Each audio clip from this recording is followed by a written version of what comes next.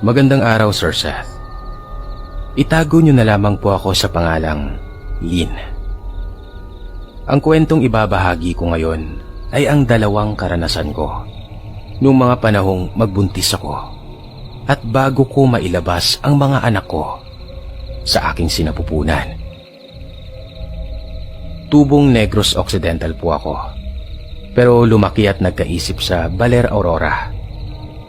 Doon na rin po ako nakapag-asawa noon. Kung ano ang pangalan ko sa Facebook, yun po yung totoo kong pangalan.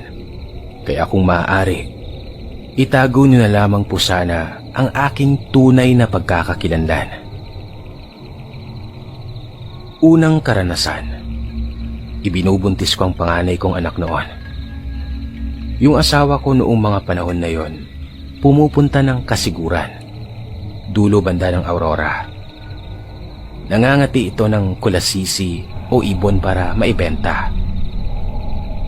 Uso kasi ng mga panahon na yon yung mga panghuhuli ng ibon sa lugar ng kasiguran.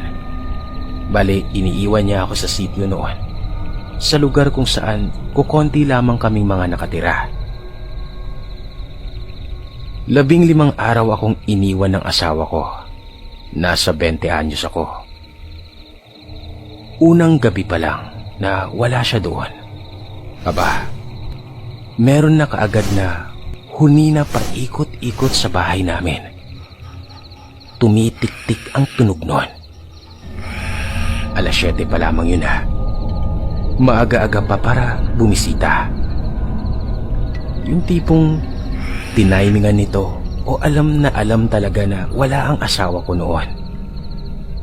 Mga bandang 9:00, dito na nagsimulang umalulong ang mga aso ng kapitbahay namin. Para bang may nakikita sila noon na, alam mo na, aali-aligid sa dilim. Siguro, nakiramdam din ang kapitbahay ko na ito sa mga aso niya.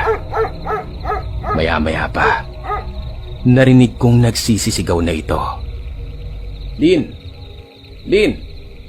Mag-ingat ka dyan! Huwag mong papasukin ang umaaligid na bisita dyan sa bahay nyo. Kahit hindi niya banggitin ang salitang aswang, alam kong ito ang ibig niyang sabihin. Patuloy ang tiktik noon, pero sinasabayan ito ng kapitbahay namin ng pag-iingay para lang mapaalam na kahit wala ang mister ko doon, hindi ako nag-iisa. Palalim ng palalim yung gabi noon. Medyo gumagaan na.